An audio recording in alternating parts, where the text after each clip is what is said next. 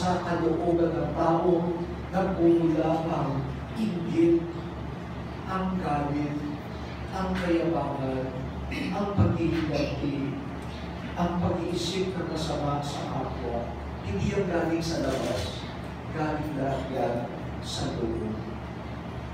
At inaanyayahan tayo, bumalik na sa Diyos. Magbagong loob. Ang pagbabagong loob ay pagbabalik ng ating loob mula sa loob sa ating Diyos. Paano natin magaganap ang pagbabagong loob? Huwag po natin mamaliitin ang pagbabagong loob. Ang pinakamahalaga natin siguro na kontribusyon sa bayan at sa mundo ngayon ay ang pagbabagong loob.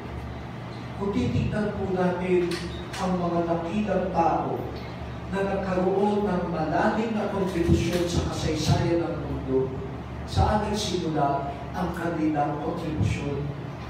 Sa loob. Sa loob yan.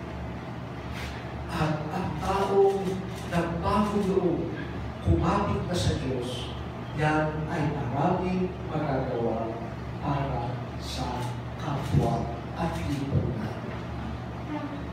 Kapag wala masyadong nagyayaring pagbabago sa lipunan, ang isa natin dapat tingnan ay ang loob.